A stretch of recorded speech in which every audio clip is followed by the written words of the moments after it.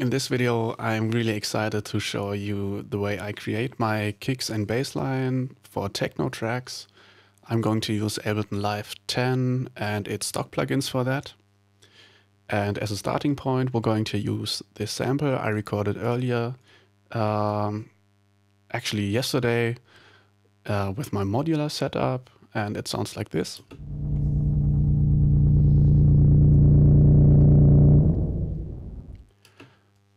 And after processing and mangling this sound, we're going to have a kick and bass line that sounds like this. And I just put it in a small musical context so you can just really get the vibe.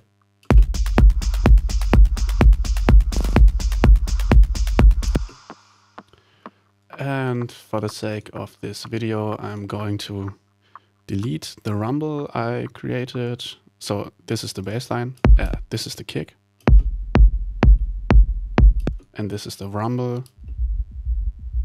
So you should put on your headphones or good speakers because you won't hear this on your smartphone or iPad or something like that. Yeah, we're going to delete this and deactivate all the effects I added. And we're just left with sampler, and the sample I dragged into sampler's sample view. So let me go ahead and deactivate all these filters and pitch envelopes. And what we have left is this sound. Okay, let's just mute this group. It doesn't sound like a kick at all. And what I did is I was looking for a pitch that would be low enough to give me those low end rumbles I want as a starting point, and I chose E0 for that. And after this, I made sure that snap is enabled, because what this allows us is to not have those clicks at the beginning of the sample. If I would deactivate it, you would have these clicks. And snap is making sure that we don't have clicks at the beginning of the sample. So the next thing I did was enable pitch envelope. I increased the amount at 30 semitones and added some decay and release to end up with this pitch at the beginning where the sample is played 30 semitones higher and then drops down to its original pitch, and it gives us this punch at the beginning of the kick. And if you tweak this decay and release times, you will get different sounds. Like that, but I'm quite happy with how it sounds at 146 milliseconds.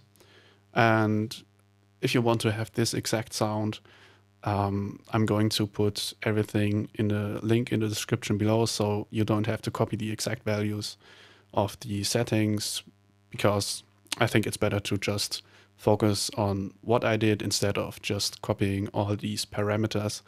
And yeah, it's just, I think it's better to understand what I'm doing instead of just copying it. So the next thing I did was, of course, here,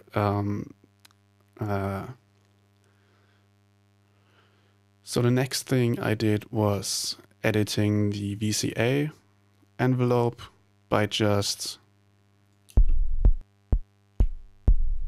playing around with decay and release times. And I'm happy with how it sounds and I'm happy with how it sounds with these settings. And another huge part of this is using the filter and its envelope. I put the filter at 24 dB slope and reducing its frequency quite a bit, and also adding some resonance. But the important part here is using the filter envelope to modulate its frequency over time.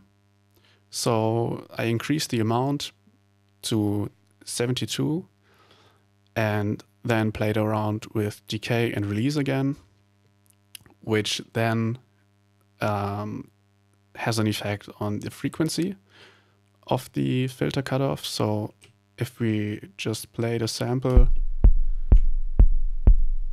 and decrease amount,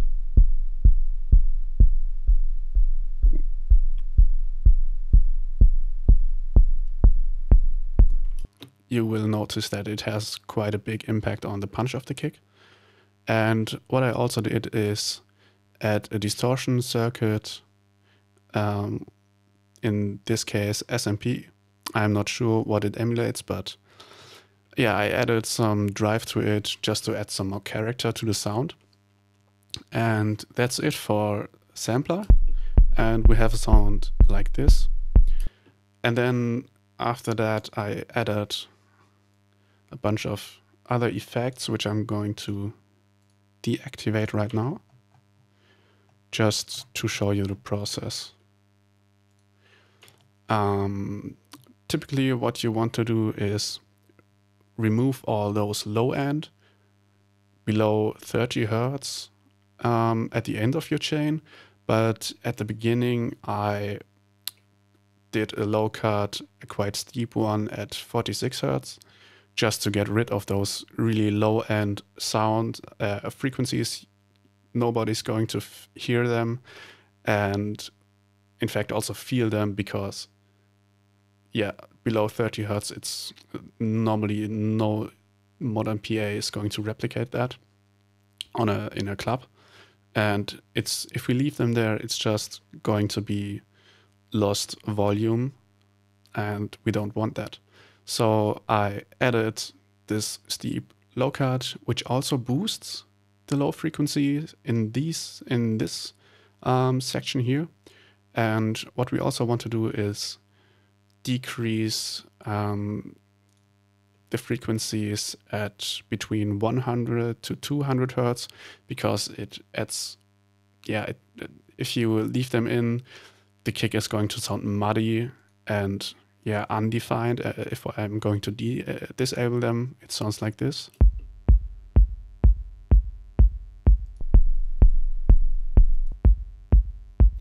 And after adding them,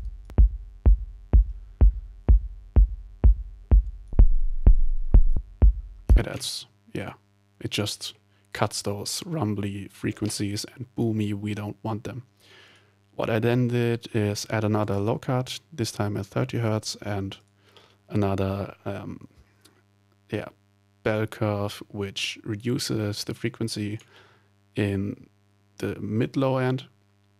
And I also boosted this quite drastically, the high frequencies. And after this EQ, it sounds like this.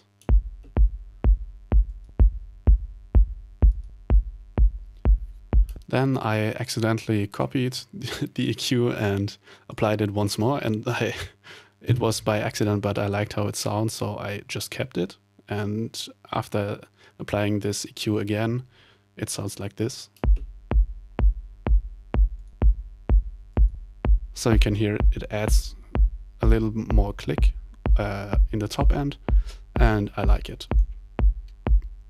So this will be these frequencies will depend on the sample you use for the kick drum, and but generally you want to cut those really low frequencies, and then the frequencies between 100 and 200 Hertz, and also boost the highs quite a bit.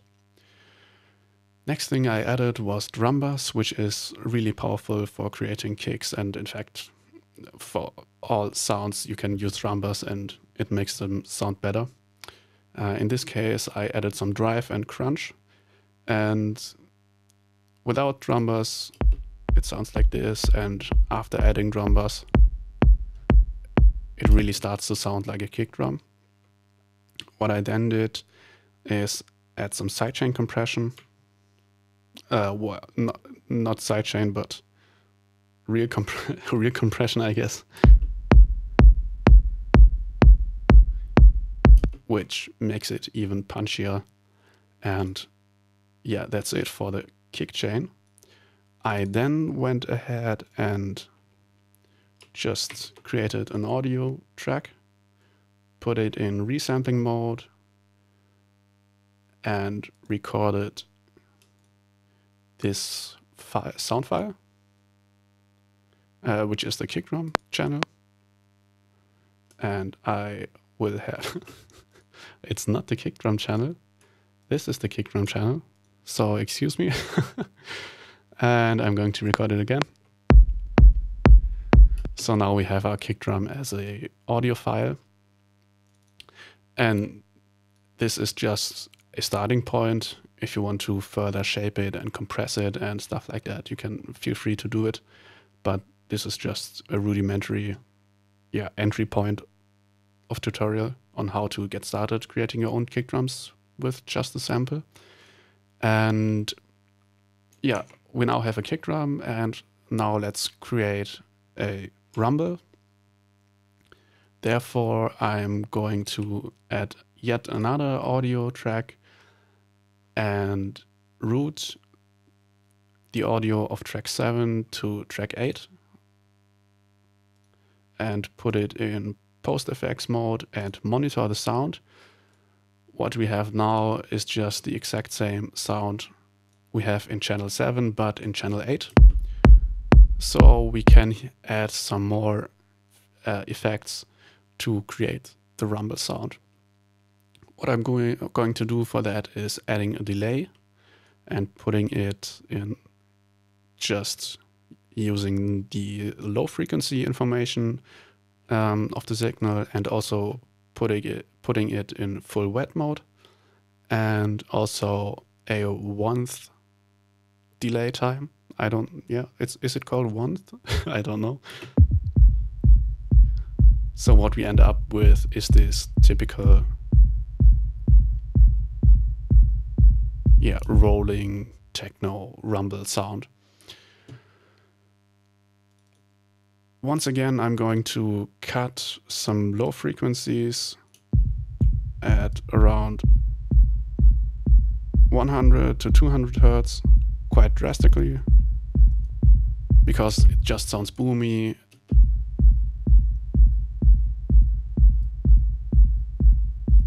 And we don't want that, as I said earlier.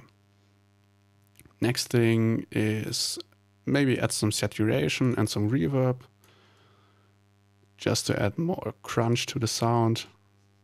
Also remember to lower the volume after saturating the signal, because otherwise it will just be, you will perceive it as a louder signal, and therefore it sounds better for most of us. And we don't want to get fooled by different gain levels. And so we should always remember to reduce the volume to its level before the saturation effect. And also disable the reverb for now. So it adds some high frequency information to the signal. And let's also use some basic reverb to add this, how would you describe it? It's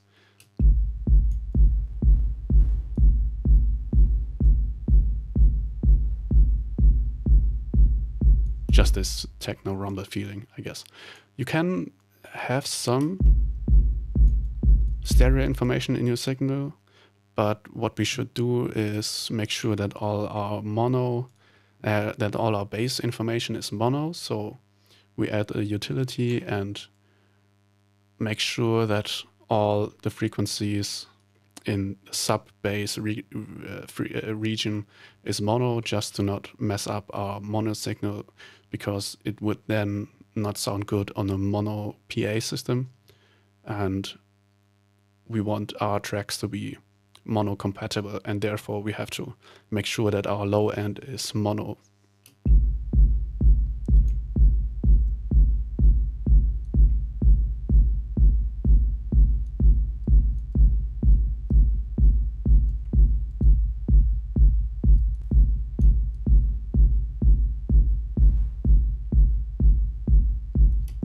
So I like how this sounds. And what I'm going to do now is once again add another audio track and use the resampling method again. And this time I'm going to record it once again, which is the Rumble channel, and I'm just going to play around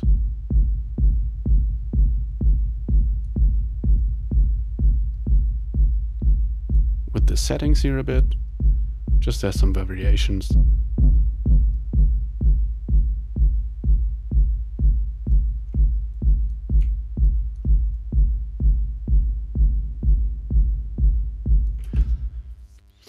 Okay, so what we have now is this recording of, oh, it's quite long, this recording of our Rumble signal.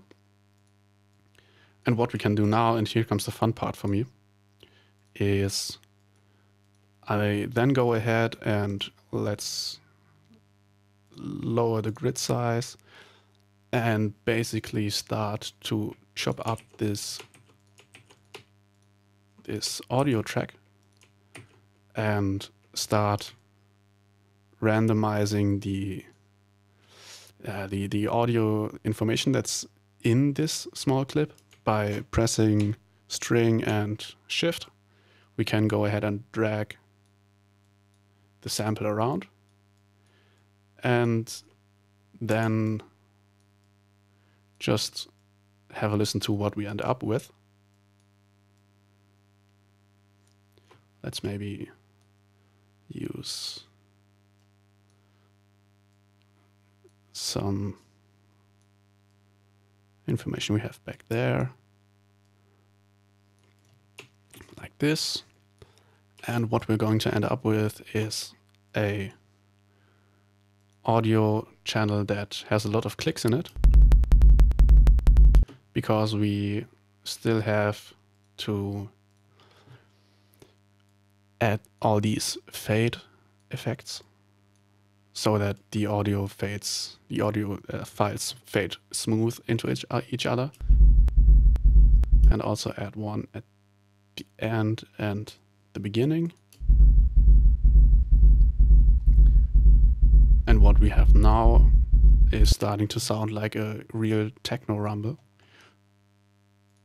I'm going to use a sidechain compressor and use it on the kick drum just to reduce the amount of volume of the rumble every time the kick plays, just to make it cut through more. And then I'm also going to once again EQing the sound the way I want it to sound, and also reduce the low frequencies, and once again make sure it's bass mono, just to be safe, because at this point you can go really nuts and crazy and just add a bunch of effects. What I like to do is also add some vinyl distortion. Oh.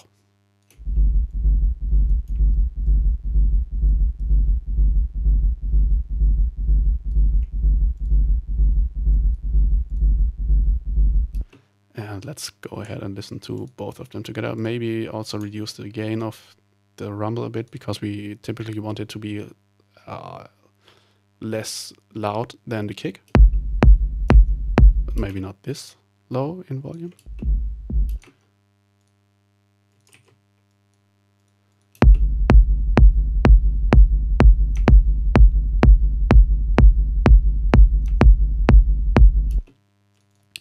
And now we ended up with a kick and bass line. And what we could do here is just maybe use the warp mode Ableton offers us to further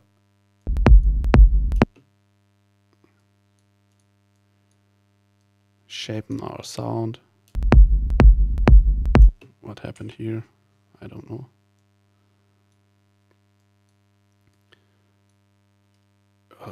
what you want to do is use warp.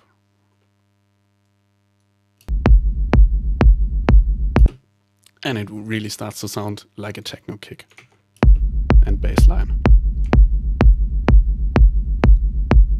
And then let's add the musical context once again.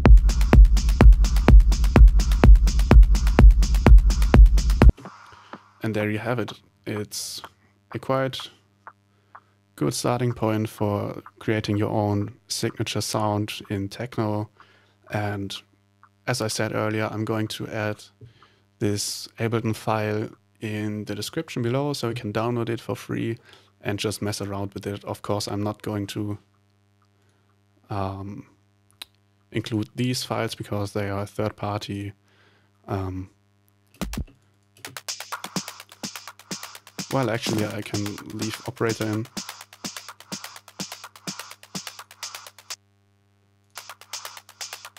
What? Oh.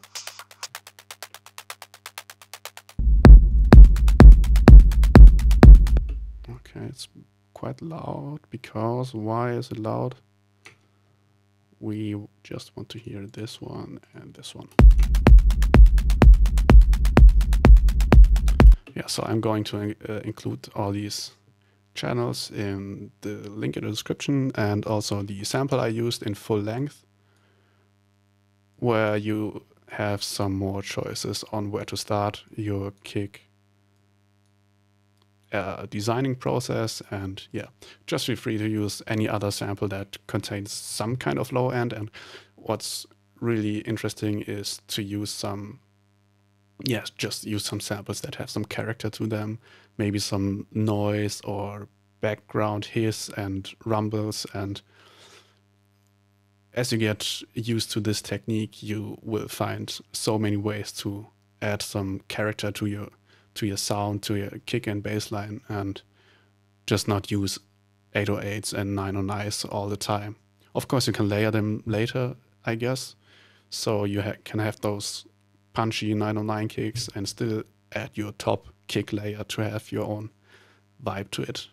So thanks for watching and see you soon.